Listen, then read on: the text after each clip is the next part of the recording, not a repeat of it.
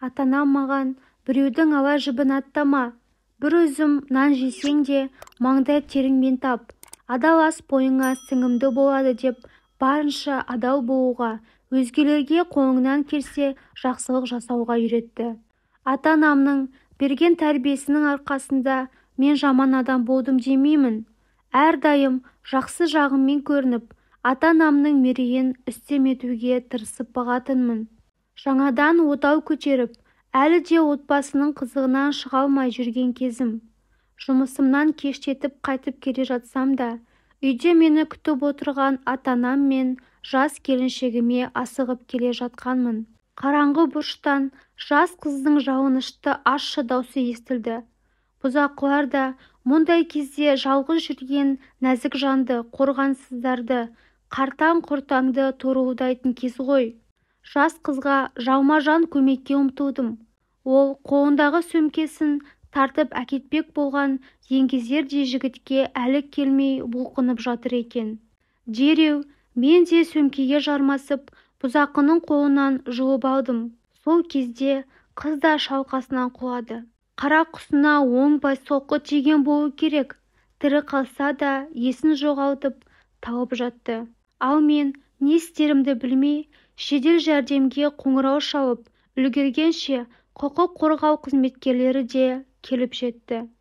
Жан-жағымызда біршама адамдар да жиналып қалды. Жедел жәрдемнің көмегімен қыз да есін жиды. Не болғанын, оқиғаның қалай болғанын сұрап жатқан тергеушілер екеумізден де жауап алды. Мен барынша шындықты айттым, ал қыз маған жала жапты. Сөмкемді тартып әкетпек болған жігіт осы деп мені нұсқады. Ал мен шыр-пырым шығып, оны бұзақылардан арашалап қалғанымды айтып, ақталып жатсам да маған бәрібір ешкім сенбеді. Жазықсыз жаланың құрбаны болып кете бардым. Қолыма кісен салып алып кеткен тергеушілер сот залына дейін сүйреді. Ұлының қолынан мұндай істің келмейтінін айтып, анам байғұс шырылдап, әркімге жалтақтап көмек сұрап жүр. Әкем де таныстан таныс іздеп тізе бүгіп отырған да жоқ. Ақыры сот мені 7 жылға бас бостандығымнан айыруға үкім шығарды. Жазықсыз 7 жылда арқалап кеткенімді әкем де шешем де көтере алмады. Ал жаңа үйленген келіншегім мені шын сүйсе қанша жыл болса да күтер еді. Ол мен сотталып кеткен күні төркініне тайып тұрыпты. Менің жазықсыз екенімді ол жақсы білуі тиіс еді. Өйткені мен онымен 2 жыл жүріп үйлендім ғой. Ата-анам да осы күйікке шыдай алмай, бірінің соңынан бірі о дүниеге аттаныпты. Мен түрмеде болғандықтан ата-анамның жүзін соңғы рет көре алмадым. Перзенті ретінде бір уыс топырақ сала алмадым. Менің кеудемді өмір бойы тілгілеп өтетін өкінішім де осы. Басыма қандай сынақ түссе де көтеруге дайын болдым. Алайда үйленбей жатып шаңырағымның құлағаны, ата-анамның да менің себебімнен өмірлерінің қысқарып, татар дәмінің таусылғандығы жаныма ауыр тиді. Амал не? Болған іске болаттай берік болуым керек. Мен ата-анамның атын өшірмеуім үшін ары қарай да өмір сүруім керек. Жақсы тәртібім мен жақсы мінез құлқым үшін межелі уақытымнан ертерек босап шықтым. Бостандықтың дәмі қандай тәтті болса да, менің барар жерім жоқ болатын. Әке-шешем өмірден өтіп, келіншегім үйді қараусыз тастап кеткен соң, ағайындарымыз үйдің ту-талақайын шығарып, сатып жіберген. Содан бері менде енді ештеңе жоқ. Не де болса, бара көре жатармын, елге аман-есен жетіп алайын деген оймен туған жеріме қарай жол тарттым. Пойызда мен сапарлас болған бір келіншекпен әңгімеміз жарасып, ұзақ жолды қысқартып келген болатынбыз. Білмеймін. Мен дегеннен өзіне баурап алған келіншекпен ойда жоқта танысып кеттік. Бір-біріміз туралы сұрастырдық. Мен басымнан өткен өмірімнің ең қиын да шиеленіскен тұстарын оған айтқан жоқпын. Тек қана әке-шешемнің өмірден өткенін ғана жасырмадым.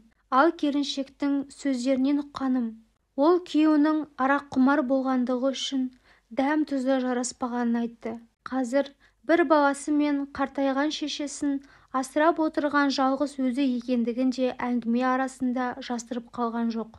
Бір көрген жанды өзіне соншама жақын тұтып, өмір тарихын бүкпесіз баяндап отырған келіншек те мен түсетін станциядан түседі екен.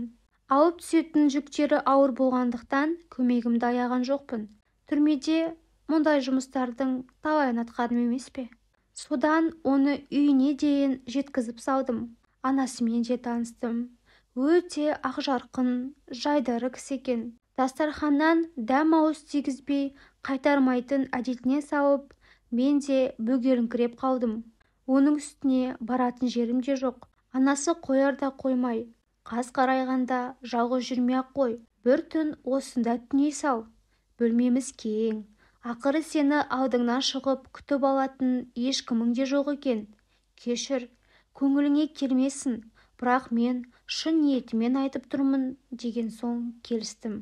Таңертең ерте тұрып, үй иелері оянғанша біраз уақыттан бері ер адамның қолын көрмеген жұмыстарды істеп қоя салайын деп оқталдым. Шеге қағып, шарбақтың қисайған құлаған жерлерін түзетіп, жесір келіншекке және оның анасына көмек бере кетейін. Айтқан алғысым сол болсын дедім. Бірақ мен ол күні де ешқайда бармадым. Қарт ананың көңілін қимадым.